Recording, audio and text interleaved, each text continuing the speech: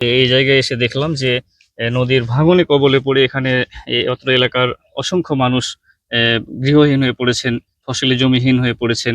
এ সময় আমরা দেখছি এখানে পানি উন্নয়ন বোর্ডের পক্ষ থেকে এখানে জিও ব্যাগ দিয়ে বাঁধ নির্মাণের চেষ্টা করা হচ্ছে। এই বিষয়ে আপনি একটু যদি বলতেন।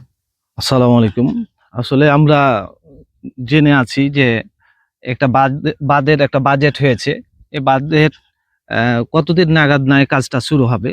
আপাতত আমরা যে পানি উন্নয়ন বোর্ডের আন্ডারে যে জিও ব্যাগ পাচ্ছি, এই জিও ব্যাগ যেভাবে দিচ্ছে এই দেওয়াটাতে আমাদের যে বাঁধ রোধ হবে তা সম্ভব হচ্ছে না।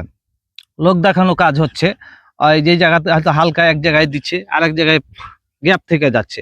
তবে আমাদের দাবি যে মনোহরপুর থেকে বগলাউড়ি পর্যন্ত যাতে নদীর পাড়াল পর্যন্ত পুরোটাতে জিও ব্যাগ দেওয়া হয়। পাশাপাশি নদীর ওপর থেকে পাড়ালের ওপর থেকে নিচ পর্যন্ত যতদূর পর্যন্ত দেওয়া সম্ভব যদি একাধার সে দিতে থাকে, আপাতত এই নদী ভাঙন রোধ থেকে রক্ষা পাবে আমরা আশা করছি সাময়িকভাবে।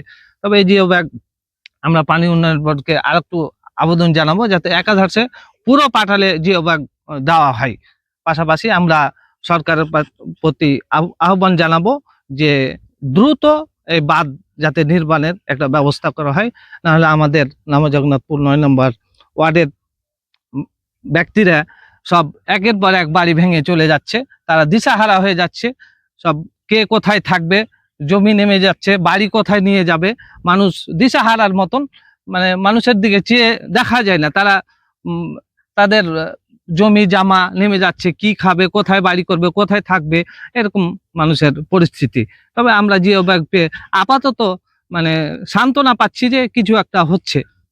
দীর্ঘদিন থেকে আপনারা যে ভাঙন কবলিত হয়ে আছেন, ভাঙন কবলিত এলাকা থেকে অনেক মানুষ গৃহ ছাড়া হয়ে যাচ্ছে, এ সকল বিষয় নিয়ে আসলে আপনারা যারা গণ্যমান্য ব্যক্তিবর্গ রয়েছেন, আপনারা কোনোভাবে স্থানীয় প্রশাসন এবং জনপ্রতিনিধিদের সাথে কথা বলেছেন কিনা, তাদের কাছে কোনো বাদ বিষয়ে কোনো দাবি দেওয়া দিয়েছেন কিনা? আমরা গত বছর মানববন্ধন করেছি, আমরা ইউনো বরাবর মানববন্ধন করেছি, ওনার কাছে আবেদন দিয়েছি। আমরা এমপি মহোদয়ের কাছে বলেছি, তিনি আমাদেরকে আশ্বস্ত দিয়েছেন যে যেহেতু বাঁধের একটা বাজেট হয়েছে, কত দ্রুত সেই বাঁধটার কাজ শুরু হয় এ ব্যাপারে তিনিও যোগাযোগ করেছেন, বলেছেন। আমরা এই ঊর্ধ্বতন কর্মকর্তার সাথে যোগাযোগ করে এরকম আশ্বস্ত হয়েছি যে বন্যার পরে বাঁধের কাজটা শুরু হবে, এরকম আমরা ওপর থেকে জানতে পেরেছি।